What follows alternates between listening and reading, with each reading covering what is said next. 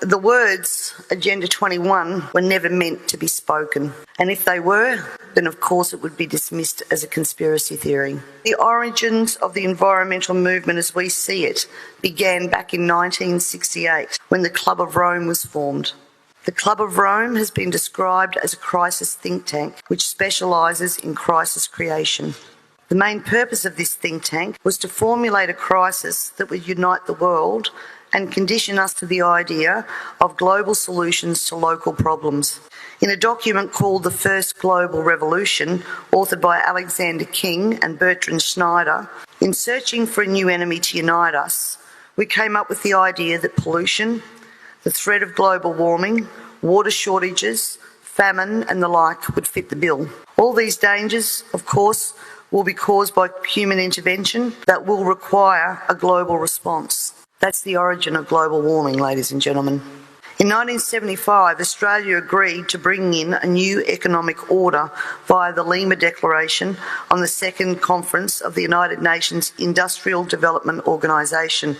The Lima Declaration, which was the blueprint for the redeployment of tools, jobs and manufacturing to the developing nations, leaving countries like Australia short of technology, a manufacturing base and jobs.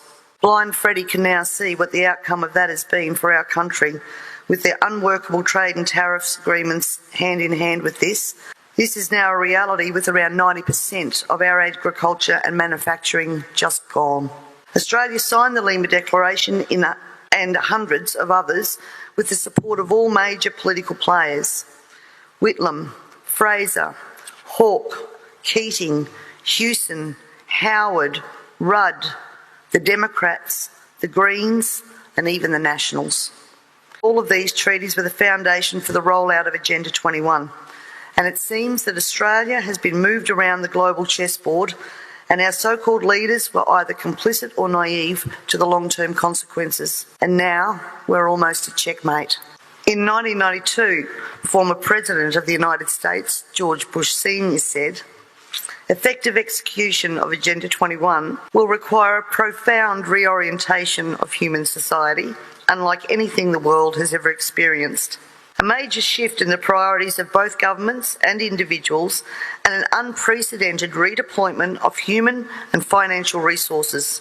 This shift will demand a concern for the environmental consequences of every human action will be integrated into individual and collective decision-making at every level." Cutting through the code, I want everyone to consider what the words profound reorientation of all human society and unprecedented redeployment of human and financial resources actually means. For everyone here tonight not familiar with Agenda 21, I would suggest that this is the beginning of your learning curve. In 1992, Maurice Strong, Secretary-General of the UN Earth Summit and member of the Club of Rome, said, "It is clear that current lifestyles and consumption patterns of the affluent middle class involving high meat intake, consumption of large amounts of frozen and convenience foods, use of fossil fuels, ownership of motor vehicles, small electrical appliances, home and workplace air conditioning, and suburban housing are not sustainable." Put those statements together with the previous one, and it must become clear that Agenda 21 is about controlling every aspect of our lives: how we eat, what we eat, how much we eat, how we move around, food production, the amount of food, and where we even live. Dixie Ray, former Washington State Governor and Assistant Secretary for Oceans and International Environmental and Scientific Affairs, stated, "Agenda 21 seeks to establish a mechanism for transferring the wealth from citizens to the third world. Fear of environmental crisis would be used to create a world government and UN central direction." From a report in the 1976 UN's Habitat 1 conference, land cannot be treated as an ordinary asset, controlled by individuals and subject to the pressures and inefficiencies of the market. Private land ownership is also a principal instrument of accumulation and concentration of wealth, therefore contributes to social injustice. In other words, ladies and gentlemen, if you work hard and you exercise good financial management and invest in property, you are contributing to social injustice. In a report from the President's Council on Sustainable Development, we need a new collaborative decision process that leads to better decisions, more rapid change, and more sensible use of human, natural, and financial resources in achieving our goals. And at the same time, Harvey Reuven, Vice Chair of the Wildlands Project, says individual rights will have to take a back seat to the collective. J. Gary Lawrence, Advisor to President Clinton's Council on Sustainable Development, participating in a UN-advocated planning process would very likely bring out many of the conspiracy-fixated groups and individuals in our society, and here we are. This segment of our society, who fear one world government and UN invasion, through which our individual freedoms will be stripped away, would actively work to defeat any elected official who joined the conspiracy by undertaking Agenda 21. So we will call our process something else. We will call it comprehensive planning or growth management or smart growth.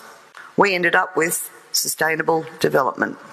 The redeployment of human and financial resources has now become visible to us all via the cut to services and programs to assist the sick, the young, the elderly, and of course the creation of another level of poverty now identified by the term the working poor. If Hitler was still around, he'd be sitting back thinking, I didn't need bullets for a global takeover. We see daily cash grabbing via new taxes called levies, supposedly because we are cash strapped in this state, and at the same time see big project spending that does not fit with the message that we are in financial crisis. But we the people have to tighten our belt, while the government seems absolutely unaware and unconcerned of the amount of debt that it is accumulating. This in turn means that taxes, levies, fines and other penalties increase, as well as the cost of living rising exponentially, and the ordinary citizen's ability to exist well is compromised with almost every law that we pass. We're constantly paying for so-called services that we don't receive. This is wealth redistribution at the grassroots level, redeployment of financial resources, ensuring only hardship for the citizens who just really want to get on with their lives. The Parliament has also ventured into the rights of people to own and retain their property and manage it without government interference. In particular, the laws around water allocation, natural resource management, the Native Vegetation Act, Development and Planning Act, which are all equally toxic to our food producers as they are to our long-term security, we city dwellers. Everyone needs to remember we all pay a natural resource management levy, so this is not just going to affect the food producers. The intrusions into our property land producers are going through will roll out into the suburbs and into the city because they have the authority to do that. We all have already fiddled in Parliament with land titles of people in rural areas, and I'm talking about the Barossa and McLaren Vale legislation that passed. The buzzwords used to justify that was heritage status. At the same time that our right to own and manage our land, have access to water, produce adequate food to ensure that our only option is not to consume often toxic and substandard food from places like China. This government has been working overtime to take away our rights to common law through many pieces of legislation. Common law is what guarantees us an ability to correct injustices. This coming year, you will also hear debate over a number of pieces of legislation that will further erode our common law rights, and you have to get behind me on this to stop this from going through. As Agenda 21 became more and more apparent to me, I began using the line in Parliament that government was now declaring war on its own citizens. This, of course, led me to being labelled a conspiracy theorist. But here we are now, openly talking about Agenda 21 and the ramifications we will see in a short period of time if this is not stopped in its tracks. In 1972, the Club of Rome published the alarmist Limits to Growth document, warning of worldwide overpopulation, the need for sustainable development. This was the beginning of the slow process of social engineering and programming people to accept that the planet is struggling to sustain life. On the 8th of October 1973, the New York Times reported a quote from Ted Turner, also Club of Rome. The social experiment in China under Chairman Mao's leadership is one of the most important and successful in human history. In 1987, Mikhail Gorbachev also member of Club of Rome, said, "We are moving toward a new world order, the world of communism, and we shall never turn off that road." He also quoted in 1996 Monetary and Economic Review on page 5, "The environmental crisis will be the international disaster that will unlock the new world order, one world government." In 1992 came the Earth Summit, which produced the document called the Earth Charter. Strong and Gorbachev stated that it was hoped that this document would be adopted as the new 10 Commandments, with environmentalism as the new one world religion. Out of this summit came Agenda 21.